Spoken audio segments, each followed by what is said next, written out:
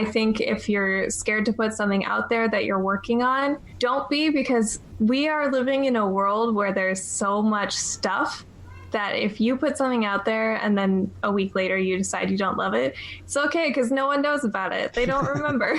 If you're trying to think through the details of it, that's something that can be sorted out behind the scenes. So throwing yourself out there and creating that brand recognition, at very least, will help you when you do grow and know what you're doing. Hey, welcome to the Beginner Photography Podcast, brought to you by CloudSpot, the easiest way to deliver and sell your photos online. I'm your host, Raymond Hatfield, and each week I interview one of the world's most interesting photographers to learn what it really takes to capture beautiful images and compelling stories so that you can start to do the same. Now, in today's episode, it comes from the BPP Vault. So after years of interviewing world-class photographers like we got today, we built up a rich library of photo tips and tricks that guests share to help you get better at capturing amazing images. And with new listeners finding the show every day, these rewind interviews allow for new listeners to discover the gold photo nuggets of the past and allow longtime listeners to revisit and hear an interview with fresh ears and more hands-on experience to draw from.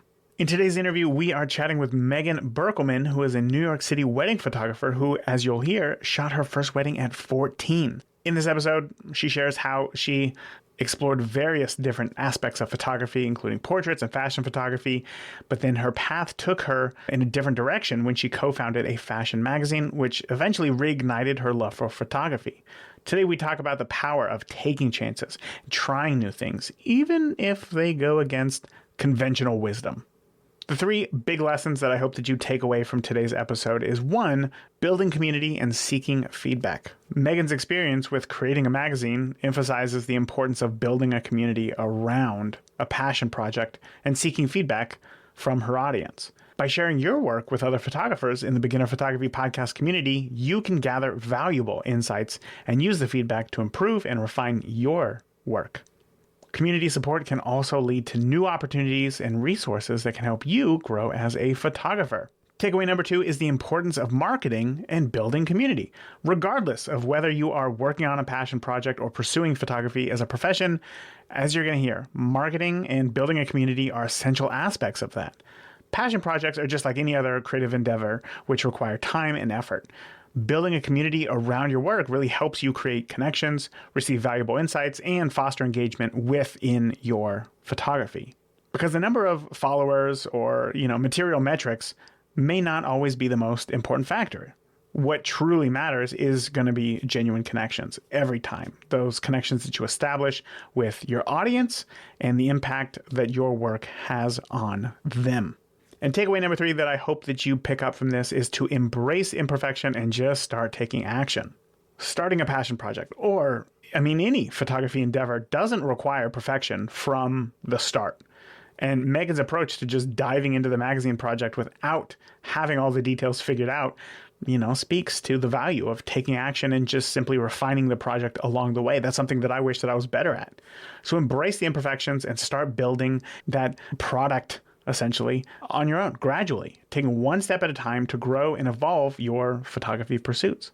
It is okay to put yourself out there, experiment, and adapt as you progress. We can't all be perfect every time. In fact, Michael Jordan is very famously known for saying, "I've missed more than 9,000 shots. I've lost almost 300 games. 26 times I've been trusted to take the game-winning shot and missed. I've failed over and over and over again in my life. And that is why I succeed." Remember, people remember the wins over the losses. So don't worry about the losses. Only focus on the wins. So with that, grab a pen, grab some paper, and get ready for this interview with Megan Breukelman. So before we get into growing this passion project and even potentially turning it into a business, can you share with me how you got started in photography? For sure. I started in photography. I was always interested in arts. This is the classic artist story of, I was a little kid and I was drawing. But I was always really interested in the arts, and I picked up a camera. And when I was 14, I shot my first wedding. And 14? Wow. Yes, I was 14. And you would not believe how many Uncle Bobs I have encountered because of that, to put it. I don't know how else to call them. So I started shooting weddings then, and I was shooting a lot of portraits, a lot of quote unquote fashion photography, where it was my friends in like their prom gowns in a forest. And, I was really interested in taking photos, and it ended up becoming a career pursuit. And I ended up going to college for photography. And that is where I decided I wasn't going to be a photographer. I decided I was going to go into production and photo editing and magazines. And I basically had the thought process once I got to college of realizing there's a lot you can learn technically in photography, which is awesome. And I learned a lot of that. But there are also a lot of other ways to make a living adjacent to photography, and being able to kind of express your passion for the art without the, hustle of being a photographer. So I had set my sights completely differently on being a fashion photo editor. I was going to work in magazines, not understanding what the economy actually looked like, because, when you're 17, 18, 19, none of that matters. It is not the prime time to make life-altering decisions. But I ended up starting a fashion magazine with my friend Olivia Bossert that I met online. I met her in a young photographers Facebook group, and I messaged her and I said, "Do you want to start a magazine?" And she said, "Sure." So we did that, which we can definitely dive into on the fashion project front. But that ended up leading me into a bunch of opportunities in fashion agencies and working with brands, and overall kind of in the sphere of production and fashion photography. So I ended up working in that after college and doing a lot of photo shoot and fashion show production. And a year into it, I made the complete switch, became a tech marketer.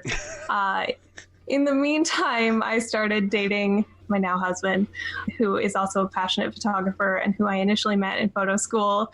And he was dead set on being a photographer, like a photographer, period. That is what he wanted to do. Mm-hmm. So I started producing shoots for him and putting together these little editorials and things. And that ended up leading to me picking a camera back up. And we ended up building a photography business up together all over again. And kind of in the midst of all this, I was sprinkling in wedding photography here and there over the 10, 11, 12 years that this happened. And now we're full-time wedding photographers. And there's a lot in between there that we can dive into. Yeah, let's start from the beginning. I want to know, how were you shooting a wedding at 14? Was this for a family friend? Was this like a commission thing? Did somebody search you out? How did that happen? So I was shooting a lot of portraits in my area, and where I grew up, it at was 14? Niagara. Yeah. Yeah. Wow. And I'm a go-getter, as they say. No, I can tell. I can't tell you what I was doing at 14. It was nothing. I was just hanging out. I was doing nothing at 14. I mean, it was basically between Neopets and photography at the time. But no. So I was shooting a lot of portraits, and I caught the attention of a local wedding photographer, and weddings were a huge thing where I grew up, because I grew up in the Niagara region of Ontario, which is just wineries and weddings. That's all you do there. And I caught the attention of her through a family friend. And she said, "I have this wedding and I'm going to be in the bridal party. Do you want to shoot it?" And I was like, "Okay, what?" And what were you thinking? So she let me use her lenses. I guess they were looking for a budget wedding photographer, probably. I mean, like, I'm sorry, not on their part. Like, for you, like, what was going through your head at that moment? Surely that's a big commitment. It is a big commitment, but I was like, yes, why not? What if I say no and then I never get to do this, Yeah. So I did get my foot in that tiny little door. I showed up to the wedding day. I hadn't even told them a price because I was just willing to shoot it for no money. Oh, that's awesome. And when I was leaving at the end of the night, they were like, "How much do we owe you?" And I'm like, $200? Scared to death. Yeah. And they gave me like $600 because they were like, "What are you talking about? Are you high?" Like, sorry. But no, so it was a bizarre experience. And the photographer who had given me the opportunity, she let me use all of her like L series lenses on my Canon 20D body, which I thought I was big stuff at the time. And that really propelled me into actually shooting more and more weddings where people On Craigslist, it's called Kijiji. There were a lot of people looking for like budget wedding photographers, student wedding photographers. So I would answer those ads and I would be like, I'll do this for $400, which is big money to a 14. Of course, for 14, yeah. Absolutely. And I ended up doing that pretty much until I went to college. And then even when I came home in the summers, I was still doing that. So that brings me to my next question, because this is something that a lot of people ask about, which is, is going to school for photography something that you need to do? Like, as a photographer, you can technically just buy a camera and now you're in the industry, right? If you know what it is that you're doing, you could brand yourself as here I am. So what was it, as somebody who was already shooting weddings, what was it that made you think, you know what, I think photography school is the right choice for me? I have a lot of feelings on this, actually, because I don't think you need a degree to be a successful photographer by any means. I think actually a lot of photography BFA programs, they're not lacking in technical skill. They are lacking in the business and marketing aspects that people need to actually be successful. So I think if you are planning to study photography in a certificate program or a bachelor's program, it is definitely important to find a minor or find online education that will fill in the gaps for business and marketing, because that is how you actually get to be a photographer. It's not like you get to graduate and apply for a job for the most part to be a photographer, unlike most degrees where it's like a degree is required for those things and yes, you have to learn a lot of stuff. It's very different. But that being said, it was completely worth it for me to get that education. I think I mostly got a degree because I went to a very academic school growing up, and I came from a very kind of academic family where like my parents had several degrees. It was a very academic culture. And when I was approaching graduation, I think I could have probably just gone out and been a wedding photographer forever in my small region, but I wanted to have a college experience and I wanted to understand what it was to get out of my bubble, which I think is one of the biggest parts of going to college for young photographers. It's getting out of your local bubble if you can, or if you stay in your local bubble for college, then it's at least giving you new experiences with new people. So kind of getting to the point of the question is it even worth it to get a degree? I think you don't have to get a degree, but there are a lot of technical things that you learn being in that environment and being surrounded by other people who are striving for the same thing and being in critique environments that actually do help you grow. So regardless of whether it's a bachelor's or a certificate or something, it's worth it to think about photography education if you are at that point in your life when you're trying to decide if post-secondary education is something to look into. I love that. That's such a rational perspective of the whole thing. And I totally get it. I went to film school originally to go for cinematography. And it wasn't until after I graduated that I realized, oh, I could have learned all of this like on set. Like I could have done all this. There was no degree required or anything. But I too agree that for me, the experience of going, what it was that I learned in that amount of time, for me was worth it.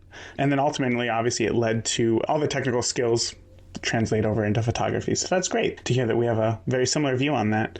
So when you said that you learned a lot of technical skills when you went to school, that's kind of where they focus. And that totally makes sense. I feel like the business and marketing for photographers, especially a few years ago, is very changing very quickly. It would be hard, like in an educational sense, to teach that long term. But as somebody who since 14 was shooting portraits and even weddings, would you say that you were already very technically minded? Were you shooting an auto? Like how well, on a scale from 1 to 10, would you say that you knew your camera before you went to school? I would say I did not. I would say I'm still not very technical as a photographer. Like I understand all of the technical aspects, but I don't care so much about them. And sorry, I don't care is the wrong thing to say, right. But it's more so that like it is not my biggest focus in the business, which is why I'm glad that I work with my husband on the wedding photography business, because he is extremely technically minded and I am extremely business and marketing focused. Like he set up the light for my video chat. Oh, and it looks great. You did a great job. Yeah, I have nice even lighting. I was like ready to just go by the cold glow of my computer. And he's like, no, I'm going to set this up.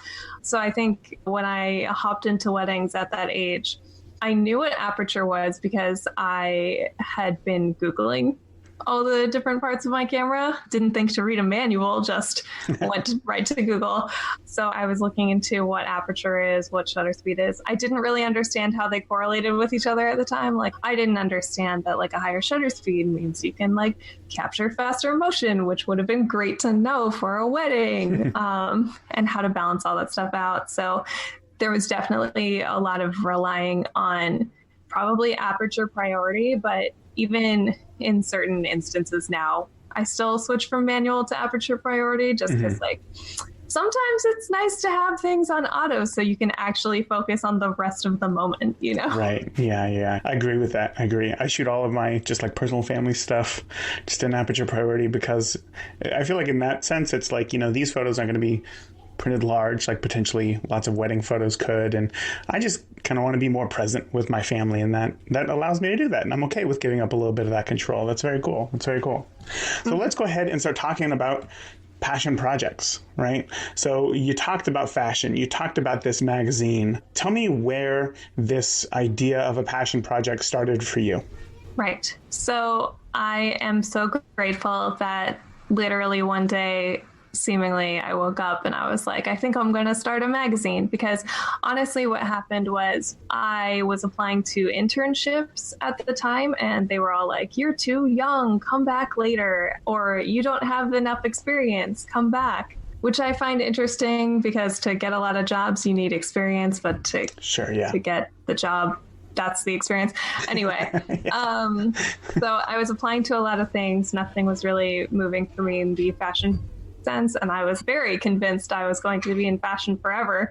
So I decided to make a project on my own, and I found a website that did flippable magazines, which is issuu.com, which is ISSUU, and it makes a very realistic page flip for a digital magazine, because I had seen there were a lot of people starting blogs at the time, and I am not keen on being a fashion vlogger ever, because I didn't know that much about fashion, even though I was very passionate about it. I wasn't ready to like dive into garments and what they all meant, so I had to figure out something to do with my time. So I did end up messaging Olivia, and we ended up starting the magazine, which we truly didn't know how to do, but we decided we were going to do it. Real quick, before you get into that, I want to know, you said that you woke up with this idea, like, I want to start a magazine. Did you have an idea on how you would help people, how you would share information, just to share your photos? Kind of what was that goal from the beginning for you? Sure. So from the beginning, it wasn't about me wanting to share my own fashion photography, because I had seen other fashion photographers' work and it was way better than mine. And I wanted to share what other young people were doing. And that was the initial thought process. It was that we wanted to share the work of young creatives and give them a platform. We put our own work into the first and second issues because we didn't have other people's work. Like, we had some submissions. So we put out a submissions call on Facebook, which was really big at the time. There was not really Instagram at that point. Like, it was just starting. And the goal was to give a platform to young photographers and young creatives. Because at the time we were like, is it going to be a fashion magazine with like music people? Who knows what it's going to be? So the first issue is just a mishmash of like, here's a fine artist next to this fashion editorial. But we ended up niching down, obviously. But that's how that went. So is that, you think, the kind of natural progression of how most photographers start these things, which is just like, hey, I have a crazy idea, I'm just going to dive in and then refine it later? I think so. I think that's how a lot of things get started. Most of the time, those things don't get put public until people refine ideas, but sometimes you just have to publicly sort yourself out. But I think when starting a passion project, figuring out, you got to at least figure out what it is that you're setting out to do. Like, we had set out to give a platform to young creative people who were into fashion, and we had no idea what that looked like. Like, I had no idea it was going to end up being a magazine that was in print and had a big Instagram and all that stuff. I had no idea that was what it was going to look like, but I did know that it was going to be a space for people, a platform for people. So then let me ask, I guess, how detailed do you need to be in the beginning? Because a lot of people get stuck on that idea of, well, if it's not perfect, I'm not even going to go ahead and start it. So how much detail, there has to be some sort of plan. How much detail do we need in the beginning just to get going? Sure. I am not a perfectionist by any means. I wish that I could say I was, but I am more so a person, like I mentioned, like I will just throw it out there, see what comes of it, and keep building from there. So I think if you're scared to put something out there that you're working on, don't be, because we are living in a world where there's so much stuff that if you put something out there and then a week later you decide you don't love it, it's okay, because no one knows about it. They don't remember. That's a good point. So it's something that, like, if you're trying to think through the details of it, that's something that can be sorted out behind the scenes, but at least starting to build on some brand recognition. If you're creating a project where it's branded, like throwing your name out there, making an Instagram, even if you don't know what that looks like yet, making a TikTok, I'm guessing. So throwing yourself out there and creating that brand recognition, at very least, will help you when you do grow and know what you're doing. Hey, Raymond here, and we will get back to the show in just a moment. Let me ask you, were you happy with your photos when you were just taking snapshots with your phone or a point-and-shoot camera? Of course not. You wanted to unleash your creativity and capture the world with your unique vision. That's why you bought, a DSLR. My free ebook, 46 Free Creative Photography Ideas, is built on that premise of taking ordinary ideas and using your creativity to make something uniquely your own. That ability to think outside of the box is what makes world-class photographers so successful. It's not their camera gear or their fancy lenses, but it's their ability to come up with a creative idea and execute. So download your free copy of 46 Creative Photo Ideas now by heading over to creativeimageIdeas.com. That is creativeimageIdeas.com. Now, let's go ahead and get back on into today's interview.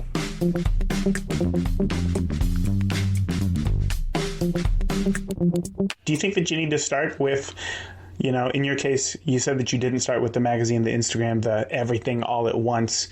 Do you think that it helps to take it one step at a time, or do you think that it helps to create cohesion, like you were saying, in a brand sense, to do it all together? I think doing it one step at a time is the easiest and most sensible thing to do, which, for some people that looks like building a website, even if it's a landing page that says coming soon. If it's like an on-brand coming soon page, then you can add a newsletter sign up portion where you can end up being in contact with people. And that's barely any work, but it's still got a lot of payoff if you start building that list. And then from there, you're creating a Facebook page. And from there, you can make your Instagram business account. And from there, you can start looking into hashtags that are relevant to your niche and finding other people and connecting with them. And then it becomes this little web of like small actions that lead to big change. So I love this. Obviously, it sounds like what you're saying is that like you're building a community around the things that you like. And I love that idea. But tell me, like, what I've seen is that there are many new photographers or beginning photographers, specifically like in the Beginner Photography Podcast Facebook group, who will say things like, or the undertones are that, who am I? Who am I to be doing something like this? I have this great idea, but I'm not a proven photographer. Who am I to do something like this? So why would we set out to do something like this rather than just keep our photos on our computer? Why not? Why not? That's my honest answer. Why not do it? The worst that can happen is no one ends up caring, but the best thing that can happen is that you're trying, you're putting in effort, and you're working on something that feeds you creatively. Like, we worked on Atlas and it fed us creatively until it didn't. And that's when we put a stop to it. It was 7 years, and that's a long time. So, who were we to start doing that? We were literally no one, literally. Like, I had no online following really besides my DeviantArt account at the time. That was like a few thousand people. And Olivia didn't have a following. Who were we to do that? And it's the same with building my photography business when I was 14. Who was I to do that? That's insane. If I saw a 14-year-old doing that now, I would ask that question too, but it led me here, you know. I'm trying to imagine what I would think in my head if I showed up to a wedding and clearly the photographer was 14 years old. I'm trying to think. I mean, obviously, you know, you just got to be excited for that person. You're like, wow, this is really cool that, you know, they're getting a shot like this. I wish I would have been that ambitious at 14. Instead, I was not. I was just playing Xbox all the time. Yeah, that's good. That's good. So at what point, because as you said, this was feeding you creatively. Creating this magazine was, and the name of the magazine was Atlas, right? Yes, correct. Okay, so this was feeding you creatively, but at a certain point, it has to take up a lot of your time. So when do you start looking at this project and turning it from a passion project into a business? When does that happen? So not only did we turn it from a passion project into a business, but it also helped us in our personal careers. I think building up a project, even if you're not making money from it, it shows other people, whether you're applying to jobs, whether you're looking for collaborations, it shows other people that you have drive.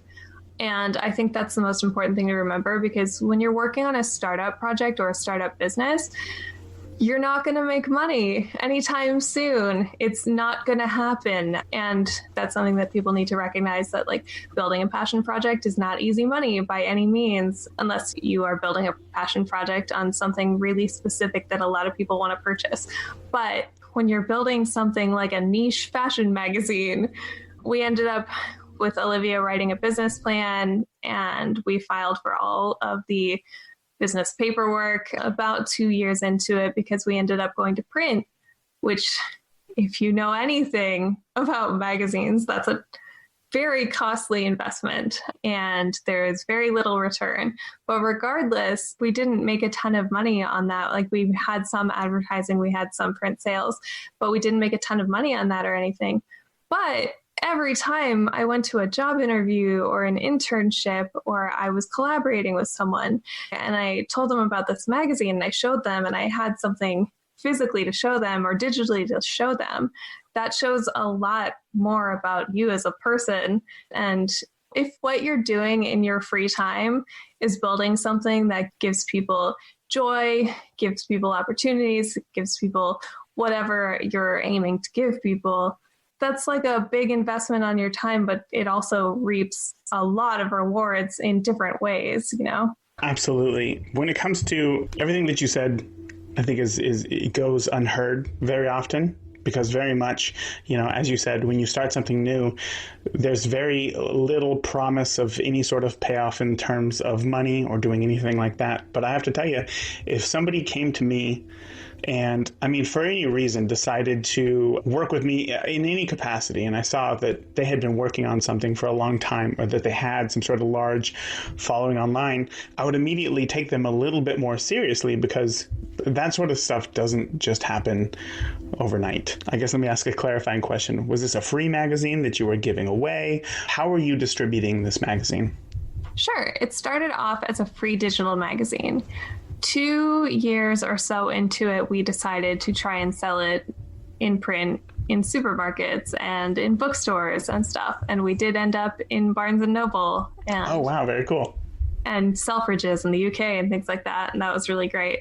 I didn't anticipate that happening at all. I really thought it was just going to be a fun side project while we were in college and doing whatever we were doing. Did not at all turn out that way. And I don't think there was any one specific moment we decided, like, this should be a business. This should be something we're profiting off of. But I think it slowly started when we had a free magazine, and then we started selling print copies on MagCloud, and people who were in the magazines would buy them. They would buy a print copy to have that.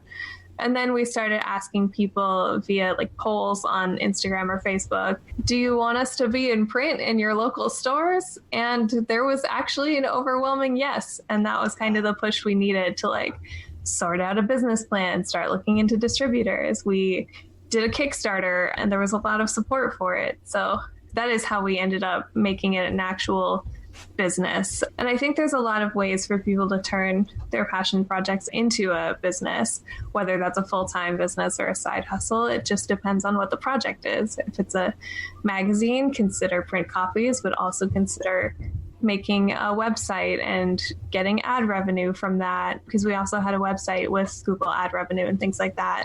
That was daily updated with editorial content. Oh, so it turned into a blog. Yeah, we had that too. We had the blog because we got so many submissions. We got over 100 every day that we ended up, a lot of emails to go through. Wow. Yeah. Yeah. But we ended up getting so many submissions that we created a blog where there was ad revenue from that. So it's finding ways to work with what you have to be able to actually make a business structure from there. Do you think that you have to have something more than just displaying photos online to be able to turn a passion project into a business? No, not really. I mean, if you're displaying photos online, that can be, and it's a passion project, whether it's your own photos or someone else's, there are always ways to turn it into business. Like if you're a photographer and you're displaying photos online, then you have the option to go to stock agencies and see what you can do with them, or selling prints, because a lot of photographers have print shops, selling Lightroom presets, there's a lot of options just working with what you have already. And if you're a photographer who's putting together a passion project that has nothing to do with like paid client work, you're just taking a series for whatever reason. I know there's a lot of photographers working on a pandemic series right now. And if you're doing things like that, you can end up turning that into a book. You can turn that into print sales. You can turn that into a whole bunch of stuff. I think there's always options to work with what you have. You just have to kind of think about what people want, think about the demand, if any, for what you have, and then kind of take it from there. So, that's a good point. That's a good point. Because when I think passion project, I think this is 100% up to me. I can do whatever it is that I want here. So how important is it, or at what point do you start considering other people's opinions as to what the project should be? That's a good question. It depends on how much you care about others' approval and how much you actually want to turn it into something that generates revenue.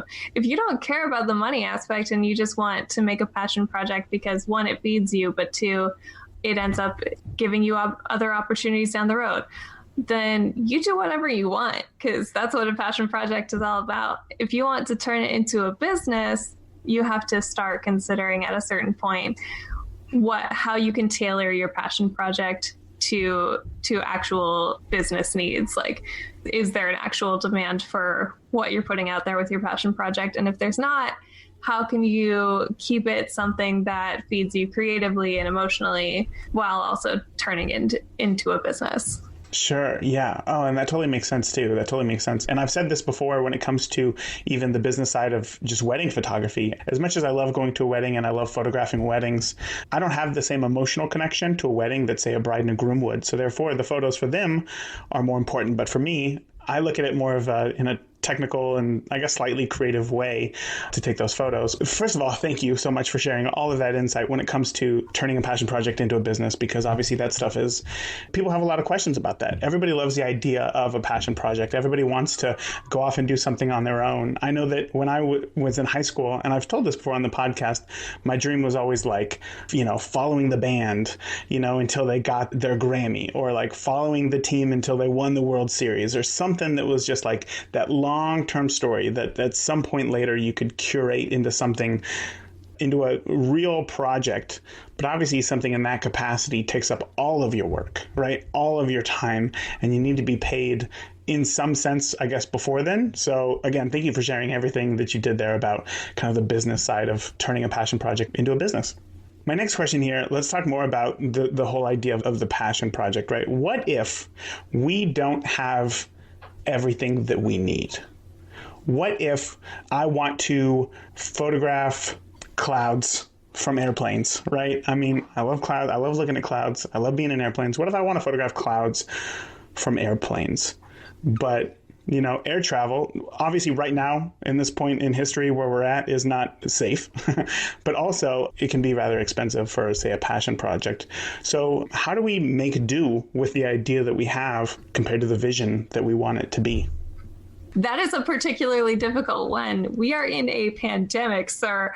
No, let me think about that. I mean, making do with what we have.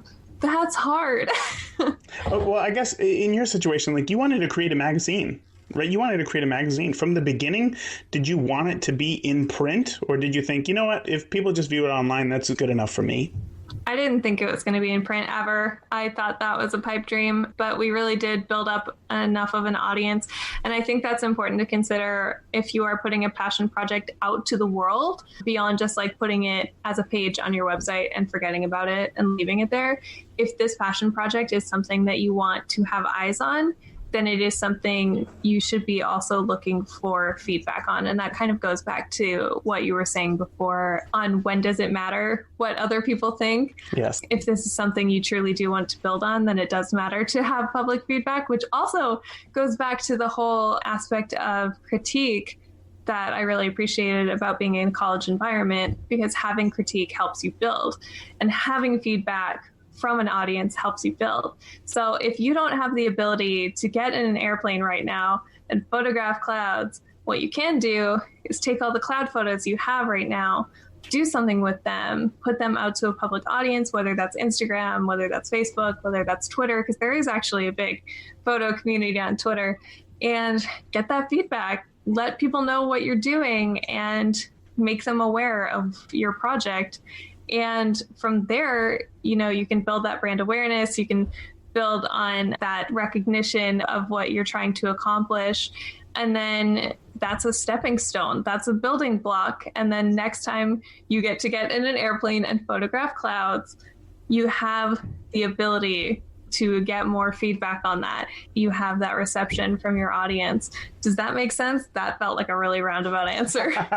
It felt like you were working your way through that answer, and Yep. it felt like gold came out there for sure. No, absolutely. If you put it out there, and I think what you're saying is that, like, if you love this thing, you can see if other people love this thing. And then if it grows, perhaps you'll have more resources to do the thing specifically you want to do. In this sense, rent an airplane. Yeah, support leads to more resources. Sorry, can you hear my radiator? No, I can't. We just got all sorts of noises going on. New York radiators are like haunted. It's a whole thing.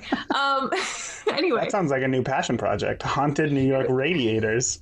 Shoot, I completely lost my train of thought. But what I was trying to say is the more support you have with your project, the more resources you end up with. Because at some point, maybe there's someone who's like, hey, I've got a plane you can come photograph clouds from. Or there's people who are like, hey, there are cheap flights from here to here. Maybe you should consider doing those. It's getting that community help. And I know building a community is like a well talked about theme on your podcast, you know, because it's super important. So absolutely.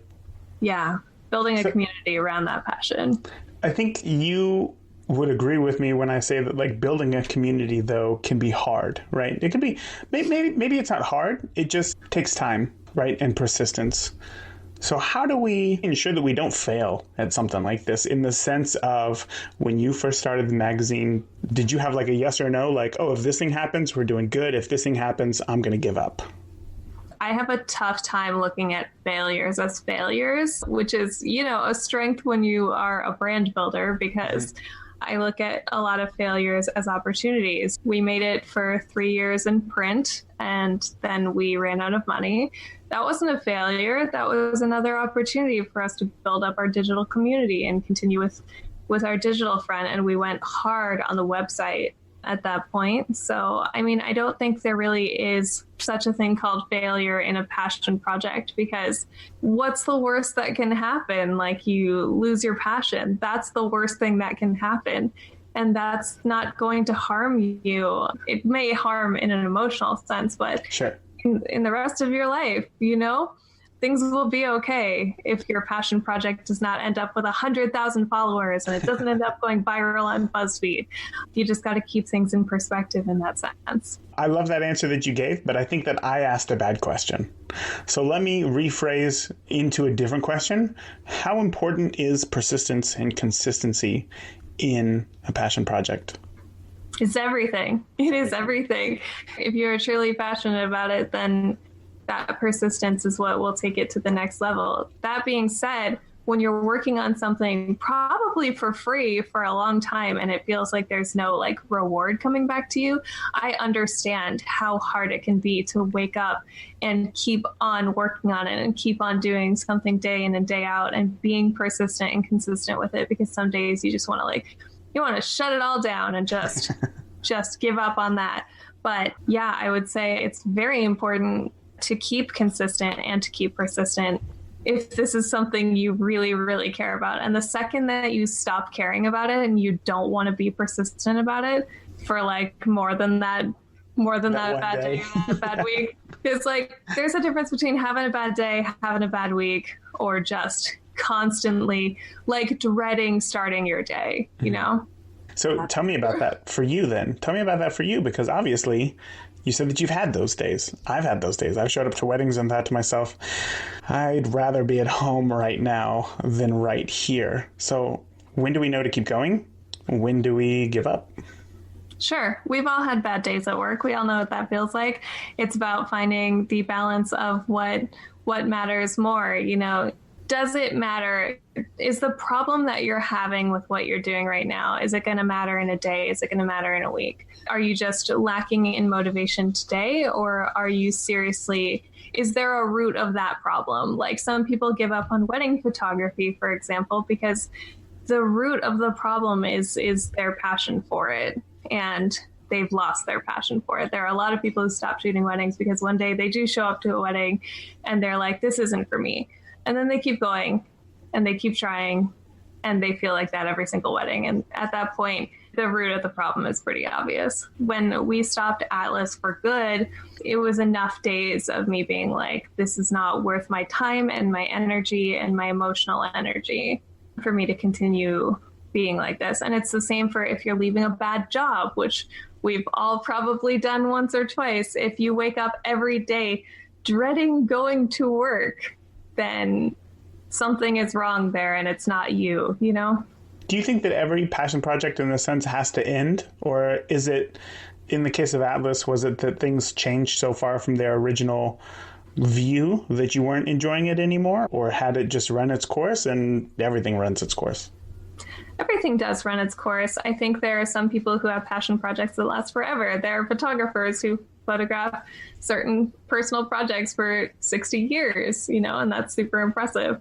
For Atlas in particular, it had really strayed very far from where I ended up because, you know, I ended up focusing a lot on weddings and consumer photography in my relationship and marriage with Kenneth, because we both decided this is something we're actually excited about doing every day. We're excited about talking to happy couples who are getting married, and we're excited not to have a lot of distress over email and over text and over our communications with clients versus, you know, with Atlas, it was getting harder and harder to like have people emailing me if something didn't go up exactly on time and being like, why isn't this on Instagram right now at 7 a.m, you know? Mm-hmm.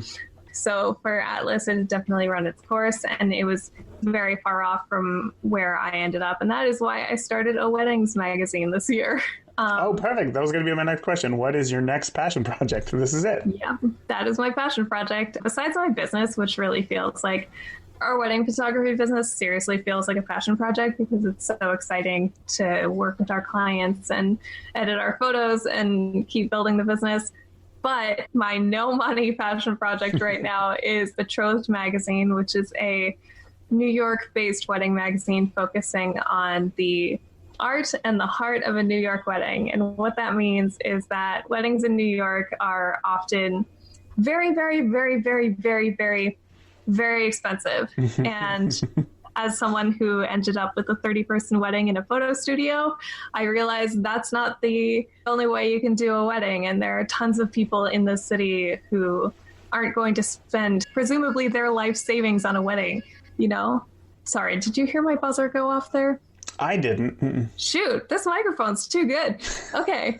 It's the day of distractions. Gosh, yeah, that's going to be the title of this episode, Day of Distractions. Yeah. But anyway, so the magazine focuses on the vendors and the couples who are having unique experiences in the wedding industry, because not everything is what, you know, I love the knot. I love it so much, but not everything is the pristine, perfect wedding that the Knot puts out there. Yes. And I wanted this platform to showcase that. And there's a lot of vendors in New York City that I wanted to showcase who are working with queer couples, who are working with couples of color, who are people in marginalized audiences. And it's a lot of fun to work on it and to collaborate with wedding vendors who are just so happy to be working on things like this. I can tell that you're really excited about this, as just seeing your face when you were ending that last question about Atlas versus this new question about your new magazine here, just completely lit up. So I think that you're on the right path. And obviously, if you feel that you are, then that is all that truly matters at the end of the day. Megan, I've asked you a bunch of questions. This is kind of a world that I'm not perfectly attuned to. So is there anything that I didn't ask you today that you think that listeners should know about the idea of a passion project? I think in general, what people should know is these things take a lot of work and they take a lot of time. And they take marketing efforts. If you plan on putting it out to an audience, I know that I already said this, but I need to drill it into people's heads, because regardless of whether you're working on a passion project or if you are just straight up a photographer, you need to work on marketing. You need to learn about business. You need to think about those essentials that actually help you get recognized and pay the bills. And even in, Atlas reached 100,000 followers across the board in different places. Wow. Yeah, and that created an awesome audience. But with my magazine with 2,000 followers, my wedding magazine, there's still a lot of people talking about it. There's a lot of feedback there. And it really, we're still getting a lot of submissions. And it doesn't matter the material numbers and everything you see at face value. What matters is your connection to people and creating that connection through your marketing or through, it's hard to call it marketing for passion projects, but through your community and building that community. That is a huge message right there. And I hope the listeners rewind back 30 or 40 seconds to hear that whole thing again. I think that was more powerful than most people will think. So thank you again for sharing that. Thank you. Megan, like I said, I've asked you a bunch of questions today. You've been an open book sharing your story, and I really appreciate everything that you have shared. Before I let you go, can you let the listeners know where they can find you, learn more about you online, and all the fun places? Yeah, my name is kind of a mouthful, so I hope these will be spelled out in the show notes. But absolutely. It's Megan Breukelman on Twitter, on Instagram. You can search in Facebook for my name as well for that page. And then I have a podcast called the Photo Op Podcast, and I talk a lot about photography, business, and marketing. And we have a lot of different people come onto the podcast to talk about said things. And then, Pinterest is my name. My website is my name. It's pretty straightforward. And then wedding photographers in New York, New Jersey, Connecticut, Pennsylvania. Betrothed Magazine is my magazine that you should definitely submit your work to. I really hope that you enjoyed today's Rewind interview. Remember to challenge yourself to try something new in photography each week. Experiment with a different genre, different technique, different location. Growth only happens when you are outside of your comfort zone. So until next week, remember, get out, and the more that you shoot today, the better you will be tomorrow. Talk soon. Thank you for listening to the Beginner Photography Podcast. If you enjoy the show, consider leaving a review in iTunes. Keep shooting, and we'll see you next week.